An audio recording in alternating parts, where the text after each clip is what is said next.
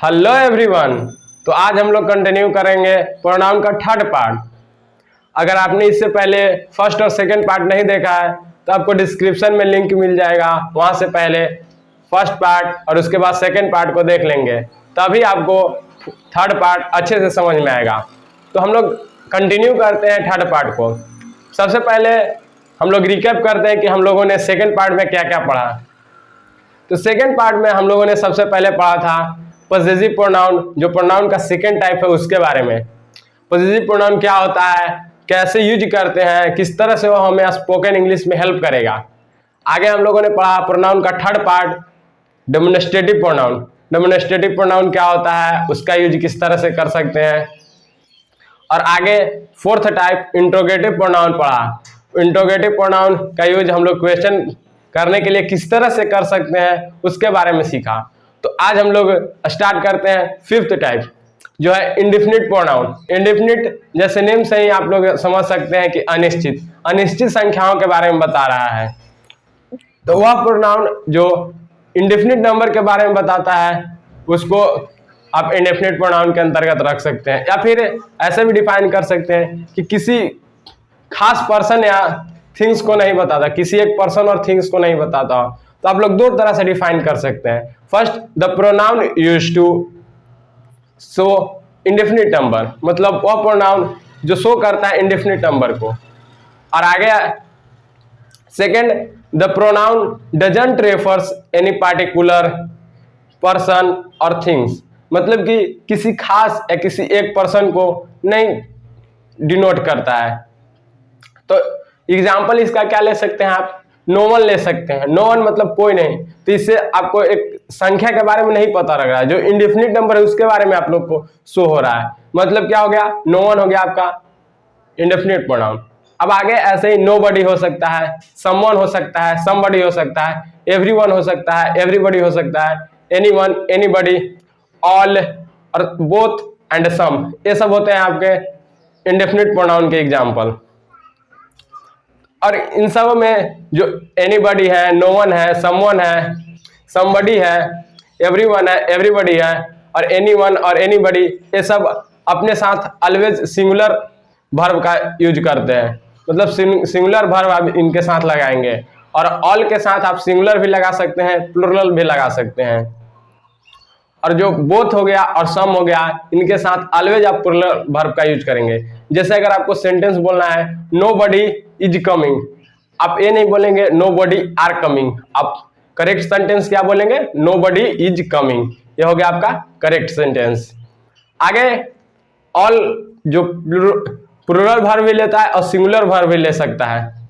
तो कब plural verb लेता है और कब सिंगुलर वर्ब लेता है, ये हम लोग डिस्कस करते हैं। ऑल जब समबडी के केस में हो, मानव कैटेगरी का जो भी हो उसको बोलते हैं समबडी। और समथिंग में मानव के अलावा जितने भी सारे चीजें होते हैं उनको समथिंग बोला जाता है। एक छोटा बच्चा को भी आप समथिंग के कैटेगरी में रखेंगे। तो अगर आप समबडी के लिए यूज कर रहे हो तो ऑल के साथ आप प्लुरल वर्ब लगाएंगे, और अगर समथिंग के लिए यूज कर रहे हो तब ऑल के साथ सिंगुलर वर्ब लगाएंगे। जैसे अगर आप ऐसे ही बोल सकते हैं ऑल इज कमिंग, तो ऑल यहाँ किस चीज को डिनोट करेगा, क्योंकि ऑल के बाद इज सिंगुलर वर्ब है, तो सिंगुलर वर्ब है तो क्या बता रहा है कि ऑल समथिंग होगा। और ऑल ऑल आर गोइंग, तो ऑल और उसके बाद प्लुरल वर्ब है, तो ऑल यहाँ पे क्या बताएगा, किसी समबडी को बताएगा, मतलब मनुष्य को बताएगा। और समथिंग मतलब मनुष्य के अलावा जो भी थिंग्स हैं उनको समथिंग बोला जाता है।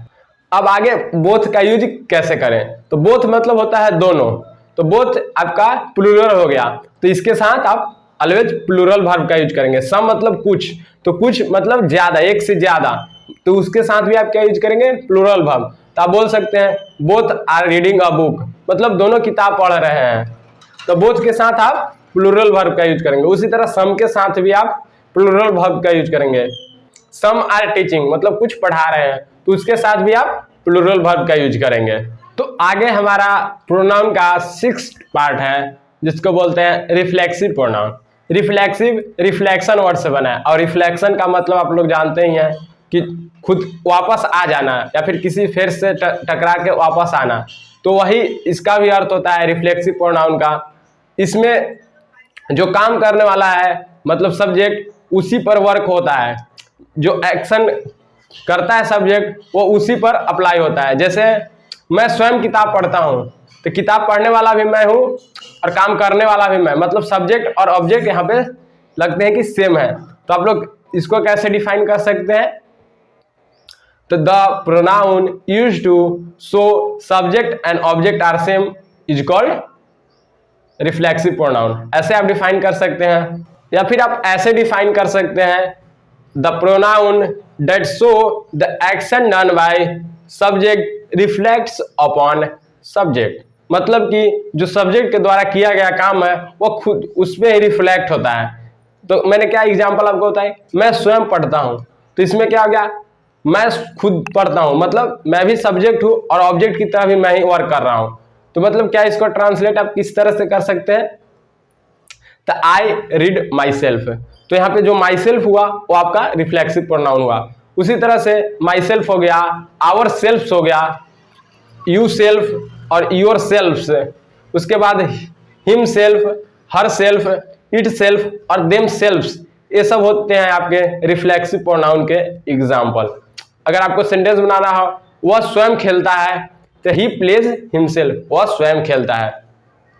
वह स्वयं पढ़ रही है, तो सी इज रीडिंग हरसेल्फ। इस तरह से आप ट्रांसलेट करेंगे। अब हम लोगों ने समझ लिया कि क्या होता है इंडेफिनिट प्रोनाउन और क्या होता है रिफ्लेक्सिव प्रोनाउन। तो आगे हमारा 7th टाइप है प्रोनाउन का, जो है एम्फैटिक प्रोनाउन। एम्फैटिक मतलब ही होता है जोर देना, किसी चीज को जोर दे करके कहना है। जैसे मैंने आपको सेंटेंस बताया, मैं स्वयं पढ़ता हूं, तो आप इसको जोर देकर कैसे बोल सकते हैं? मैं स्वयं ही तो पढ़ता हूं, मतलब कि जोर से बोला जा रहा है, उस पर प्रेशर दिया जा रहा है। तो हम लोग एम्फैटिक प्रोनाउन को किस तरह से डिफाइन कर सकते हैं? The pronoun used to show emphasis, मतलब वह प्रोनाउन जो व्यक्त करता है या शो करता है एम्फेसिस को। तो इसमें भी आप एग्जांपल ले सकते हैं, माई सेल्फ हो गया, आवर सेल्फ हो गया, you self, yourselves, himself, herself, itself और देम सेल्फ्स। बट इसका यूज अलग तरीके से होता है। जैसे मैंने वहां बताया रिफ्लेक्सिव प्रोनाउन में मैं स्वयं पढ़ता हूं, तो ये आपका सेंटेंस कहां हो गया? रिफ्लेक्सिव प्रोनाउन में। बट अगर आपको बोलना हो मैं स्वयं ही तो पढ़ता हूं, तो ये सेंटेंस आपका हो जाएगा एम्फैटिक प्रोनाउन का। मैं स्वयं पढ़ता हूं हम लोगों ने किस तरह से ट्रांसलेट किया था? I read my self. But अगर यही सेंटेंस रहे मैं स्वयं ही तो पढ़ता हूं, तो एम्फैटिक प्रोनाउन का हो जाएगा। तो हम लोग इसको कैसे ट्रांसलेट करेंगे? आई माई सेल्फ रीड। वहां उन दोनों सेंटेंस में क्या डिफर है कि माई सेल्फ वर्ब का पहले आ जा रहा है, बट यही शो कर रहा है हम लोगों को कि एम्फैटिक क्या होता है। तो आप लोग कैसे बनाएंगे, ट्रांसलेट करेंगे? जैसे वह स्वयं खेलती है, तो सी प्लेज हर सेल्फ, ये हो गया आपका रिफ्लेक्सिव प्रोनाउन का। बट अगर एम्फैटिक प्रोनाउन है वह स्वयं ही तो खेलती है, तो आप किस तरह से बनाएंगे? सी हर सेल्फ प्लेज। तो अब आप लोगों को समझ में आ गया होगा कि क्या होता है रिफ्लेक्सिव प्रोनाउन और क्या होता है एम्फैटिक प्रोनाउन, और दोनों के बीच में डिफरेंस कहां होता है। तो हम लोग आज के वीडियो को यहीं तक कंक्लूड करते हैं। उससे पहले हम लोग समराइज कर लेते हैं कि क्या क्या चीज आज हम लोग सीखे। सबसे पहले हम लोग सीखे प्रोनाउन का 5th type indefinite pronoun. Indefinite pronoun होता क्या है, वो क्या शो करता है, उसके बारे में सीखें। उसके आगे सीखें 6th type reflexive pronoun. Reflexive pronoun होता क्या है, उसका यूज क्या होता है, किस तरह से आप स्पोकन इंग्लिश में रिफ्लेक्सिव प्रोनाउन का यूज कर सकते हैं, वो सीखें। आगे हम लोग सीखें 7th टाइप एम्फैटिक प्रोनाउन। एम्फैटिक प्रोनाउन होता क्या है, किस तरह से उसको यूज कर सकते हैं, और क्या अंतर होता है रिफ्लेक्सिव प्रोनाउन और एम्फैटिक प्रोनाउन में। तो हम लोग फिर से मिलते हैं नेक्स्ट वीडियो में, जहां हम लोग बाकी बचे हुए 3 पार्ट्स डिस्कस करेंगे प्रोनाउन के। तो तब तक के लिए आप अगर वीडियो को एंजॉय किए, अगर आपको वीडियो पसंद आया, तो आप अपने दोस्तों के साथ शेयर कर सकते हैं, वीडियो को लाइक कर सकते हैं और चैनल को सब्सक्राइब कर सकते हैं। तो वीडियो को यहीं पे कंक्लूड करते हैं। तब तक के लिए stay safe, stay blessed and love you all.